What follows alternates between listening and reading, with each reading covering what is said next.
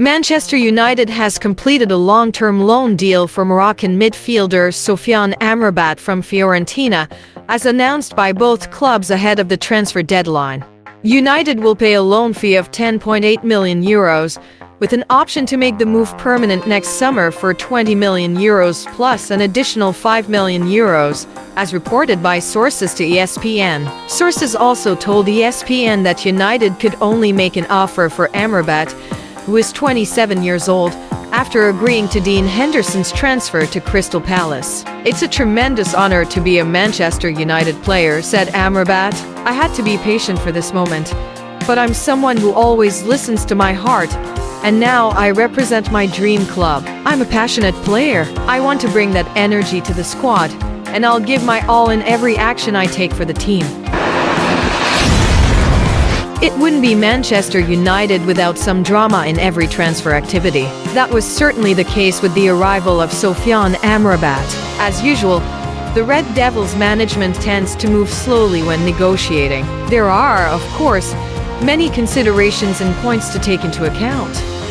Meanwhile, the player had been eager to join the team since last June. The Moroccan player even turned down several offers from other clubs, including Juventus and Liverpool, just to have a shot at being part of Erik ten Hag's squad. But being United, they chased after others just because they knew the player wouldn't refuse.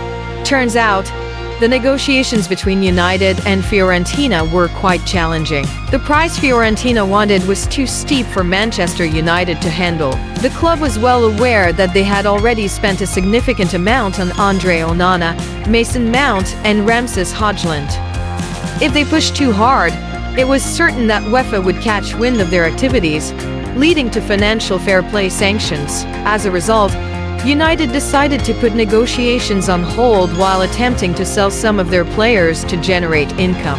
Negotiations resumed when the club successfully sold Fred to Fernandes for nearly €10 million and Henderson to Crystal Palace for €20 million. Amrabat's wait didn't go in vain. With time running out, United finally came forward with an official proposal in Italy. As reported by Goal, United paid a loan fee of €10 million or around $164 million for Amrabat's services. Since La Viola was reluctant to let him go on just a loan basis, United included a mandatory buyout clause of €25 million at the end of the season. Bringing in Amrabat would be a smart move for United, especially with Mason Mount set to be out injured for a few weeks. United has also sold Fred, and Kobbie Mainoo is in the treatment room. In the midfield, Manchester United now only has Casemiro, Bruno Fernandes, and Christian Eriksen as options. Scott McTominay, Hannibal Mejbri, and Donny van de Beek are considered below Ten Hag's standards. Playing in 4 competitions at once, United needs good squad depth. It's highly unlikely to rely solely on Eriksen in every game. His age and health condition are not what they used to be. Certainly, Ten Hag wouldn't want a repeat of the 2020 Euros tragedy at Old Trafford. There are plenty of reasons why United ended up loaning Amrabat. One of them is a blast from the past. If we dig a bit deeper, it turns out that Amrabat once played under Erik ten Hag's coaching during his time at FC Utrecht. The Moroccan passport holder was trained by Ten Hag for a span of 2 years from 2015 to 2017. As we've seen over the past year, Ten Hag has a tendency to bring in players he's worked with before. Amrabat is thrilled about this opportunity. As per Manchester United's official website, the Heisen-born player from the Netherlands says he understands exactly how Ten Hag operates and what he wants. Amrabat is confident that Ten Hag can bring out his best in the English Premier League.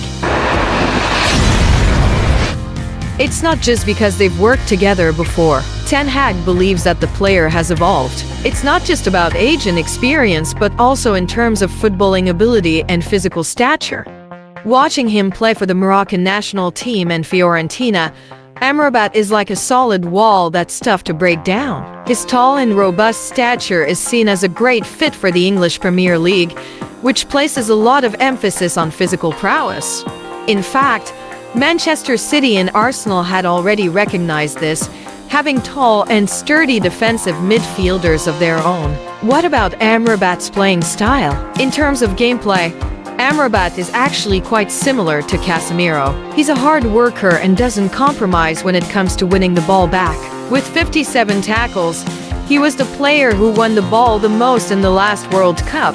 Some reputable media outlets even nicknamed him the wrecking machine, of course, in a positive sense. At Fiorentina, he played a slightly different role. Vincenzo Italiano relied on his passing abilities, despite his bald head.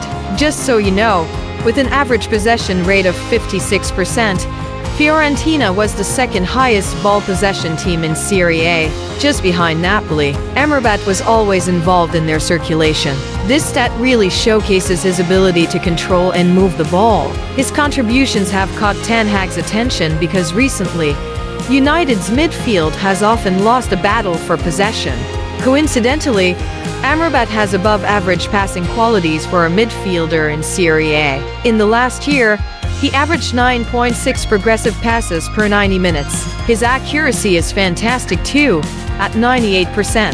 That's much better than Casemiro, who only reaches 84%.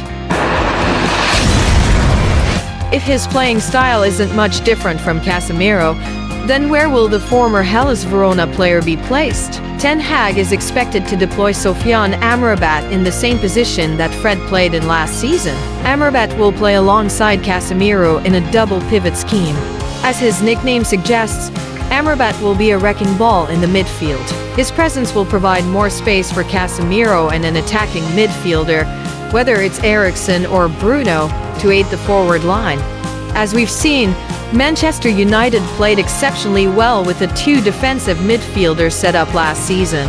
In the past few games, Casemiro has been operating as the lone pivot, which has left him overwhelmed. So, with Amrabat in the mix, Casemiro can feel more comfortable when deciding to move forward, whether it's to apply high pressure or provide passing options during set-piece plays. During his time at La Viola, Amrabat excelled at positioning himself and evading opponents' pressing. With his wide-ranging vision, he can direct the ball wherever he wants, a role similar to what Nemanja Matic used to do under Jose Mourinho. His ability is a significant boost to Ten Hag's scheme, which favors building attacks from the back. Bringing him in on loan with a permanent purchase option feels like the right move. Aside from averting UEFA sanctions, his presence could provide a solution to Manchester United's midfield issues this season.